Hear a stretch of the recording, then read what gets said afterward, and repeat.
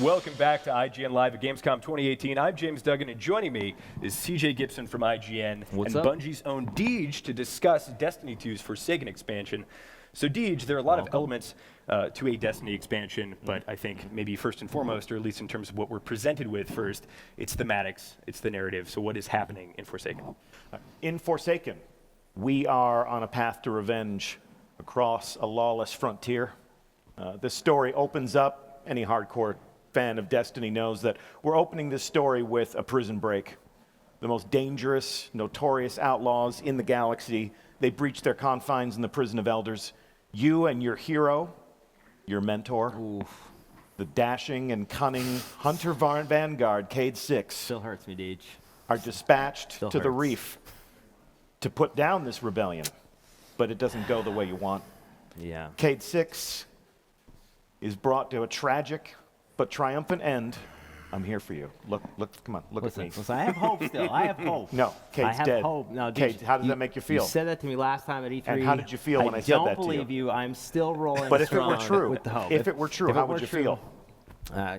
Words cannot describe. No, my It definitely hurts Fortunately- way more than me, because It does. I only care about Zavala. But See, does this hurt you, CJ, looking at this? Oh, there. okay, listen, we can't relive this. So you take all this angst, you channel it down the barrel of your gun, you set out down that path to revenge. Let me introduce you to the Barons. These are some bad guys. This is Aldrin's collection of crime bosses. Each of them represents a separate hunt that you'll embark on. They answer only to Aldrin, the Prince of the Reef, and each of them represents their own hunt. Each of them has their own strengths and their own fighting styles. So on the hunt for each of these Barons, you're going to find yourself with these really interesting combat scenarios. Whether it's a vehicular engagement, or you can see the Mad Bomber right there, or there's a sniper duel. So the Tangled Shore is this lawless frontier that I've mentioned. That's the setting of the story campaign. And there's the moment that we saw at E3. It's a painful memory. Claims his weapon for himself. It is not good. But if indeed this holds true, talk to us just a little bit about, the stuff that we are going to experience. You mentioned the Barons and the new enemy factions and stuff like that, and the Tangled Shore and the Dreaming City. What else can fans expect to see with Forsaken coming as DLC? We have a brand new activity, not a Crucible mode, but it's our brand new activity that we call Gambit. It blends PvE and PvP, so it's competitive and cooperative. They're playing it at Gamescom. They played it at E3. Our community played it at GuardianCon earlier in the summer. James Duggan and I got a chance to play it at E3. Both very much enjoyed it. Yeah, I had a very good time. I think it's the kind of innovation that I like to see. It is a space where I feel like players that are into PvE can still succeed, but players who really like to have their glorious PvP moment can kind of go to the other side of the portal. So tell us about the iteration, coming up with this mode, how you got to this unique space. Yeah, we wanted to create an arena that brought all of the best aspects of the Destiny player experience together. So obviously you're destroying your enemies, you're taking on the minions of the darkness, and you're collecting those motes. What you just saw there was the bank popped up in the middle, and you're banking these motes. So these triangular units of light here that are spilling out in the battlefield, you got to pick those up. You got to collect those things. And when you bank them, you can see these score meters filling up. So each team has the potential marked in white, and when you bank those motes, it fills in your color. When you bank certain amounts of motes, you can actually send these enemies to the other side to shut down their bank and to block that team, giving them an immediate threat that they have to confront and dispatch.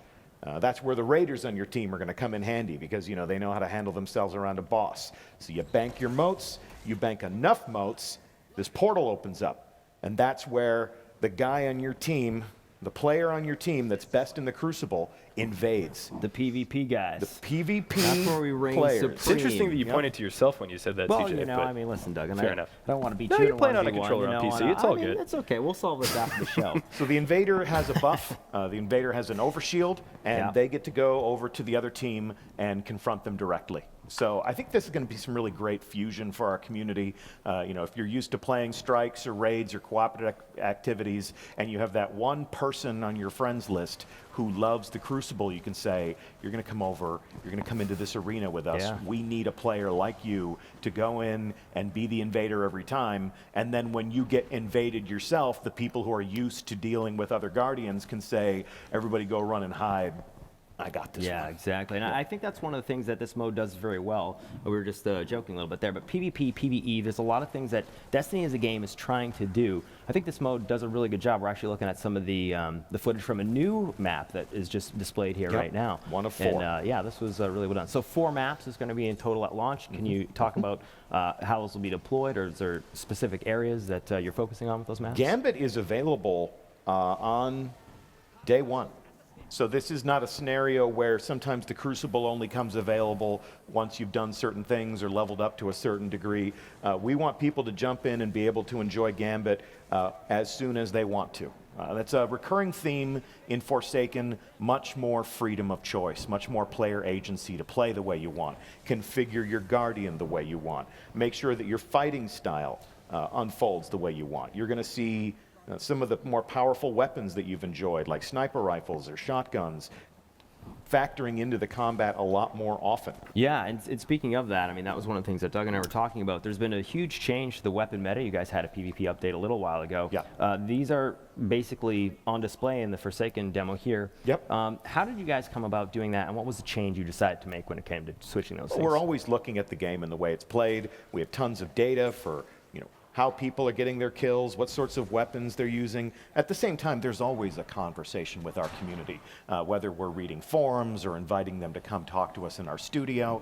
And one of the things we wanted to do was we wanted to take some of these weapons like shotguns or sniper rifles and make them a little bit more available to people more often.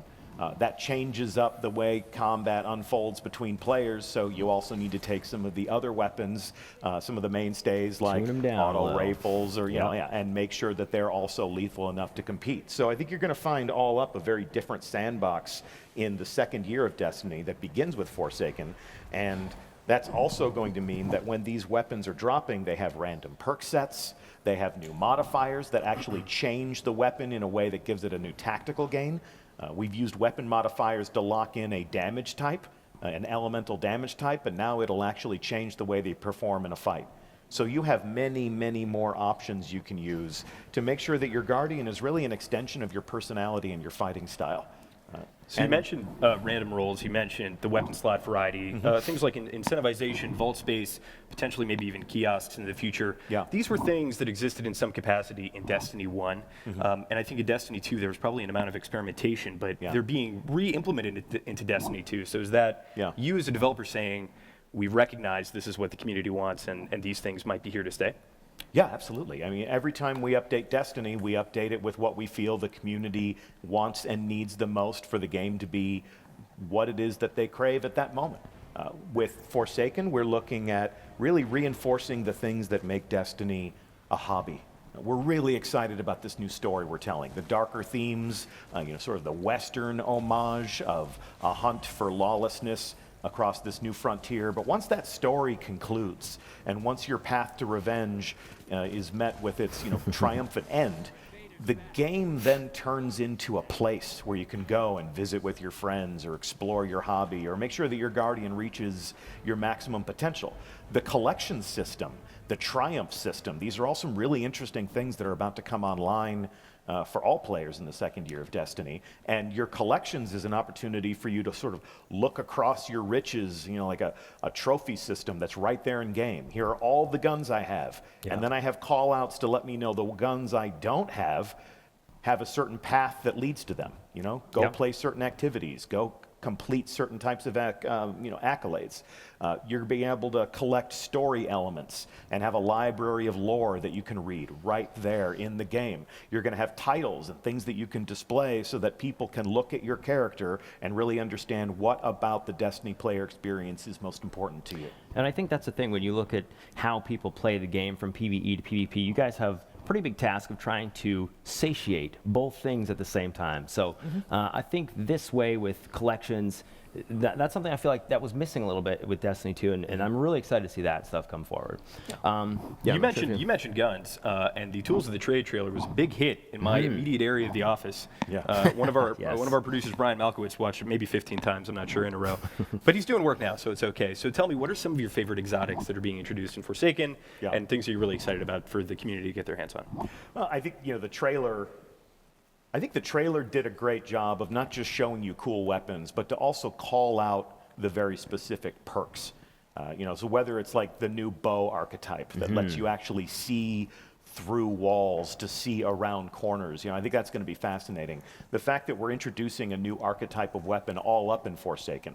We've had hunters behaving like archers, but now every character in Destiny that wants to play that way can take these things on. This one right here, sliding to block a projectile, looks like the type of thing that characters are just going to spam over and over and over again, but it's an ability that you earn. It recharges. You have to have a good sense of timing and rhythm for that. Here's the bow that I was talking about, explosive damage. The double dodge. The double dodge hunter is going to be a source of numerous angry tweets. Oh, that's great. I'm like, right there. Please nerf these bastards. That's the one. A lot of people feel malfeasance is a call out to Thorn, but Destiny has a good, rich tradition of exotic hand cannons that are very special in their own right. And the projectile sword.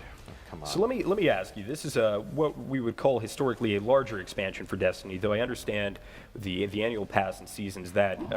Distinction between kind of smaller, like Dark Below, versus Taken King-size expansion is somewhat disappearing. So what does the future of Destiny hold in terms of its post-launch content? Yeah, well, we're starting with Forsaken. We see this as an important transformative moment for Destiny all up. Like we've talked about a lot of the things that we're adding to the player experience to give you, the agency, the legacy, define your heritage as a player.